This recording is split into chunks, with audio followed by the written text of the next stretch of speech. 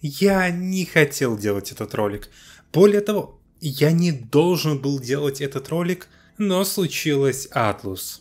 Или Sega. Для нас это не столь важно. Так вот, 26 июня вышел долгожданный глобальный релиз Persona 5 The Phantom X. И вроде все круто. Да, жалко, что нет английского дубляжа, но в целом-то что не так? Игра все так же шикарна, а мой обзор корейской версии, который уже год, более чем актуален, так что люди могут спокойно смотреть этот ролик, чтобы понять, а стоит ли соваться в эту гачу. И по большей части оно так, но, к сожалению, из-за ублюдской коммуникации Atlus с ее сообществом, мне приходится сделать придаток к тому обзору. Так что да, я крайне рекомендую посмотреть мой обзор Persona 5 The Phantom X, ибо это по сути его продолжение. Стоит начать с менее негативного, а наоборот даже позитивного, как по мне. Делая свой обзор Persona 5 X, я совершенно забыл, насколько до смешного ужасен первый акт игры, где антагонистом был комичный Sigma Male, который пинает женщин в метро.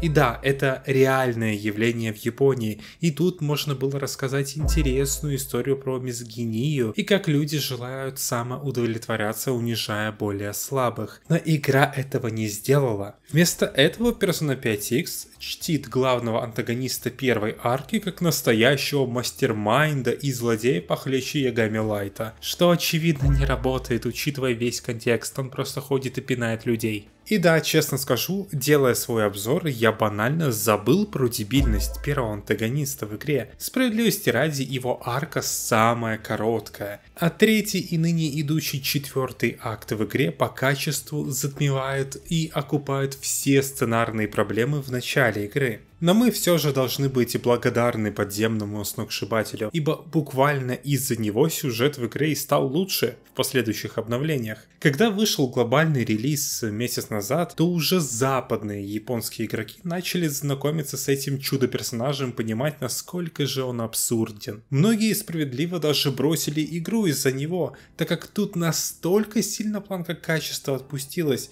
что терпеть такой уровень нарратива не все смогут. Многие недоумевали, а другие делали мемасы со сногсшибателем, которые стали моими любимыми за последнее время. И на фоне этого всего в Твиттере дал о себе знать Юски Нита, один из сценаристов Persona 5 Royal и ведущий сценарист Persona 5 The Phantom X. И он в своих твитах поведал нам, что когда Atlus увидела первую арку в игре, то она тут же вмешалась в сюжет проекта, а старого сценариста просто уволили из-за его ужасной работы. Так что хоть мы и знали, что Atlus сама пишет сценарий к Persona 5 X, но теперь знаем, когда именно она начала это делать и по какой причине. Так что да, если вы бросили игру за качество первой арки, то можете дать ей второй шанс. Все-таки, как я уже сказал, первая арка самая короткая в игре, а уже вторая во многих аспектах получше, а третья и так далее уже на уровне лучших спин-оффов персоны. Но третью арку стоит еще ждать. И вот тут проблема. Atlus задержала глобальный релиз и японский релиз Persona 5 X на целый год. А это значит, что ровно столько же мы по сюжету отстаем от Китая. Однако Atlus поспешила обрадовать нас, сказав, что мы будем догонять сюжет, и на глобале он будет выходить чаще, чтобы никакой сюжетной задержки между версиями не было. И я этому безумно рад, ибо я хочу проходить новый сюжетный контент, как только он выходит, но возвращаться на Корею с автопереводчиком, постоянными вылетами, багами мне совершенно не хочется. Но в гачах играть в догонялки за сюжетом очень опасная игра, ибо системно это очень сложно организовать из-за структуры гача игр. Сюжет выходит раз в несколько обновлений. Обычно сюжет привносит за собой новых персонажей, которых можно выбить. И каждое обновление мы получаем новый геймплейный контент, новых несюжетных персонажей и бесплатную валюту, чтобы выбить их. И что сказала Atlus по этому поводу? Я думаю, что сейчас в Atlus сидят и бьются головой, пытаясь выбить оттуда всю тупость. Ибо честно, что с коммуникацией? Вокруг глобала на самом деле это самая большая проблема. Как будет компенсироваться игрокам ускоренный сюжет? Будет ускоряться только сюжет или что-то еще по типу временных ивентов? Если и временные ивенты, то это еще плюс проблемы с компенсацией наград, ибо игроки банально не успеют крутить персонажей, которых хотят. Atlus молчат, ничего не говорят, и такое ощущение, что они сами не знают. У них есть план, но, видимо, это только план плана, а игра как бы уже 3 недели как вышла, и проблемы нужно решать сейчас, нет? Хотя бы перед глобальным и японским сообществами, вашей основной аудиторией так-то. Ой, а дальше больше. Учитывая, что игра хочет ускорить сюжет, мы нигде не видим большее количество наград и бесплатной валюты накрутки. Более того, на глобальном сервере их дают на данный момент чуть меньше. Ну, не сильно, примерно на 200 донатной валюты меньше, но это все равно выглядит некрасиво по отношению к игрокам. Может быть, разработчики планируют компенсировать это каким-то особым ивентом, но, сука, опять же, Atlus не могут свой рот нормально открыть и рассказать об этом, если оно так. Один персонаж, которого скоро должны добавить в стандартный баннер после ивентовского, решили пока что не добавлять. А вот просто потому, что его добавят только через полгода. И это обидно, ибо в игре на данный момент не так много хиллеров. А это именно персонаж этого класса. Если бы она сразу пошла в стандартный баннер после своего ивентовского, то можно было бы ее баннер просто пропустить и легко ее получить из стандартного. А тут только крутить ивентовский баннер и тратить драгоценную донатную валюту. И вот тут стоит упомянуть штуку, из-за которой, я считаю, в целом можно бросать Persona 5 The Phantom X и не запускать, если это не исправят. Походу в игре нет мягкого гаранта. В чем суть? Почти во всех гачах есть твердый гарант, то есть вам 100% выпадет 5-звездочный персонаж на определенной крутке. В Persona 5X это на 80-й. Однако, обычно гачи начинает повышать шанс выпадения персонажа за 10-20 круток до твердого гаранта. И это и называется мягкий гарант. То есть в Persona 5X мягкие гаранты начинаются на 70-й крутке и до 80-й. И именно в этом диапазоне вам, скорее всего, выпадет 5-звездочный персонаж. Вы очень-очень редко будете докручивать вот прям до 80-й крутки. Это математически нереально. И на той же Корее у меня такого ни разу не было, учитывая, что у меня там почти все персонажи выбиты. Однако догадайтесь, что? Правильно, походу в глобальной и японской версии это убрали. И хоть мне как-то жестко повезло, ибо 3 5-звездочных персонажа мне выпали где-то на 60-х крутках, но вот подавляющему большинству легендарные персонажи выпадают именно на 80-й крутке, что при мягком гаранте математически невозможно. Люди уже собрали доказательства в виде статистики, собранной из 100 аккаунтов. Да и на нашем Discord сервере, где народ делится своими крутками, у большинства 5-звездочный персонаж тоже выпадает на 80-й крутке.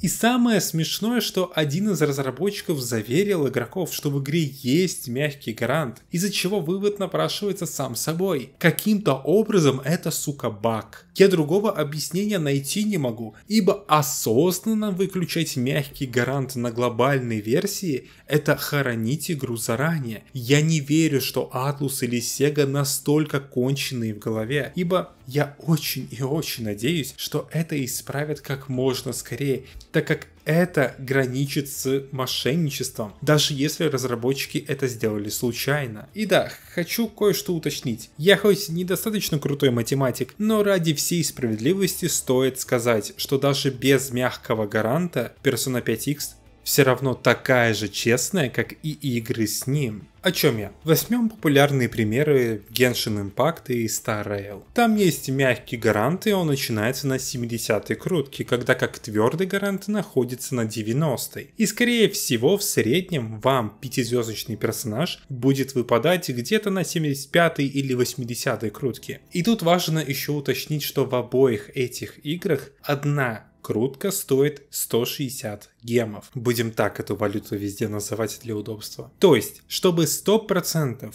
выбить какого-то легендарного персонажа, вам нужно потратить 12 тысяч или 12 800 гемов. Какая ситуация в Persona 5X? Как я уже сказал, твердый гарант тут не на 90-й, а на 80-й крутке. И одна крутка стоит не 160, а 150 гемов. То есть, чтобы гарантированно получить 5-звездочного персонажа, вам нужно потратить 12 тысяч гемов. И не больше, в отличие от Геншина и Star Rail. О нет, я что, оправдал скам от Atlus? Ну, отчасти. Смотрите, когда я узнал, что в игре нет мягкого гаранта, то я опешил, ибо это звучит максимально жадно. Но если почитать циферки, то особо сильно ничего не поменялось, если сравнить игру с ее конкурентами. Наоборот, даже без мягкого гаранта Persona 5X все еще одна из самых щедрых гача игр. И хоть ситуация не такая плохая, как я изначально подумал, но она все равно плохая. Типа, окей, с такими цифрами и без мягкого гаранта я готов жить. Если, не было китайской, корейской и тайваньской версии, где есть мягкий гарант, какого хрена Atlus считает нас, основную аудиторию, за людей, которых можно вот так обделять? И по итогу нас-то обделяют даже не намного, но, сука, сам факт того, что они это делают, вот ради чего? Ибо тут даже не ради денег, ибо без мягкого гаранта мы из 12 тысяч гемов проигрываем максимум 1500, что в рамках этой гачи, серьезно немного. Ради этого никто донатить не будет, а лучше пойдет и поднакопит по-быстрому. Это было во-первых. А во-вторых, игрок не обязан проводить вот эту всю математику, сравнивать шансы с другими гачами, чтобы понять, что условия примерно одни и те же, хоть и оформление отличается. Гача-система из-за своей обертки ощущается, как будто она тебя скамит без мягкого гаранта, даже если это не так по цифрам. Продолжая говорить про скам практики глобальной версии, иногда вам может на весь экран выпасть окошко, которое предлагает вам задонатить в игру. Такого не было на корейской версии. И мне кажется, или даже самые дешевые мобилки уже так стараются не делать. И забавно, что вот это окошко появляется только тогда, когда ты покрутил в гачу. То есть они, сука, тебя еще вот так подначивают. И, о боже, какой же это скам. Однако, хоть не с большим желанием, мне стоит еще раз защитить Global. А именно, донатный, сука, магазин. Когда вышла западная и японская версия, все начали говорить, что у нас донат дороже. И это так. Вот только у нас в этой версии и наград больше за этот донат. Так что цена за продукт, по сути, никак не поменялась. Ну серьезно, нет, не донатьте. По крайней мере, пока в игре не исправят монетизацию. И мы тут не закончили. В игре достаточно посредственный перевод на английский, который правит по ходу обновлений. И доступен только английский, помимо японского. Хоть серию вроде как пытается переводить на огромное количество языков, в том числе и на русский. Persona 3 Reload с русским. Уже подтверждено, что ремейк Persona 4 будет с русским языком. А тут опять наплевали на основную ЦА, что уже по ходу основной мотив этого релиза.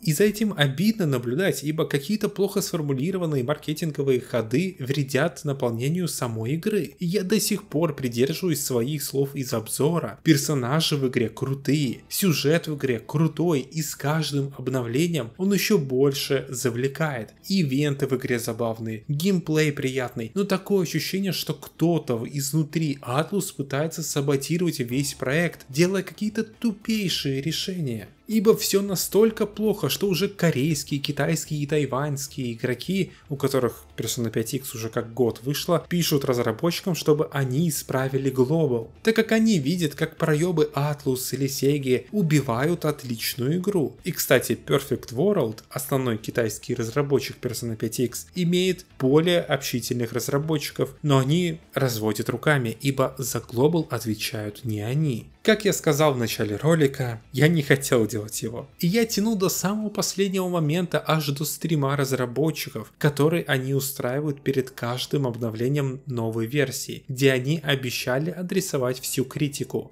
И очень вяло. Начну с позитивного и скажу, что представители Atlus молодцы в своей риторике и с уважением относятся ко всей критике. Более того, на стриме они выделили отдельный сегмент про это и призвали игроков и дальше оставлять свои честные отзывы и критику. И то, что в будущих стримах они продолжат прислушиваться и говорить о проблемах своей игры. И тут как бы плюсик в карму. В нынешнее время большие разработчики обычно уши закрывают и максимум пост просто сделают в Твиттере с полукосыми извинениями, где там вообще частично игроки виноваты, ага. А тут хотя бы по-человечески к игрокам отнеслись. Это мало, но хотя бы это первый шаг в нужную сторону. И сразу скажу, нет, мягкий грант не исправили. Про него вообще ничего не сказали. А учитывая, что про это кричали больше всего, то разработчики точно видели вой по этому поводу. И вот тут интересно, они могли просто сказать, что ну вот да, мягкого гранта нет. Или он есть, но он настолько урезанный, что по сути его нет. Ибо вот такая у нас политика с глобалом теперь. И я бы принял такой ответ. Он бы мне не понравился, но зато это прямой ответ. Но даже этого они не сделали. И такое ощущение, я побуду оптимистом-конспирологом, что они хотят исправить мягкий грант втихую. Ибо признавать, что у вас в игре настолько серьезный баг, который граничит со скамом игроков, может быть слишком боязно для разработчиков. Но это уже надо ждать статистики от игроков на новой версии.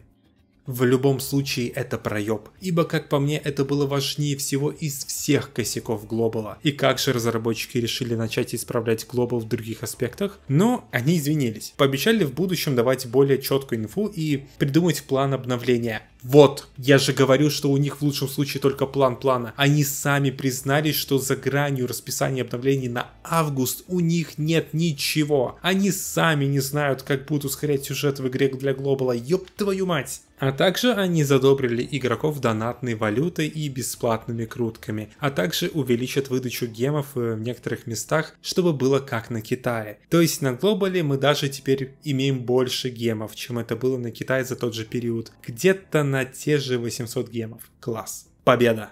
В общем, это печально. Это печально, что труд художников, сценаристов, программистов, геймдизайнеров, которые сделали действительно хорошую, хоть и косую игру, рушат решение издателя. И я призываю и дальше критиковать игру, но только за то, что она заслуживает. То, что в глобале омерзительная монетизация, в отличие от Китая, никак не отменяет тот факт, что в игре по-прежнему крутой сюжет, который достоин своего внимания, но мне теперь очень и очень сложно рекомендовать эту игру. Мне вот прям немного жаль, что в изначальном обзоре я так захвалил ее, ибо до глобала добралась немного другая игра своей обертки. Какой итог? Блин, игра бесплатная. Вы всегда можете взять и попробовать сами, насколько вам комфортно в это играть и что вы готовы терпеть, чтобы получить хорошую игру. Но мой совет – следите за новостями касательно этого проекта. Если они начнут исправлять все то, что я адресовал в этом видео, то можете смело залетать. А где следить за новостями? Ох, ну тут у нас и ВКонтакте, и Телеграм-канал, и Дискорд сервер. Кстати, последний более активный и подробный на новости про Global Persona 5X. А также у нас там есть инструкция, как запустить игру в СНГ регионах. Ну и еще гайды на персонажах делаются. И на Бусти подписывайтесь. Дайте свои деньги лучше мне.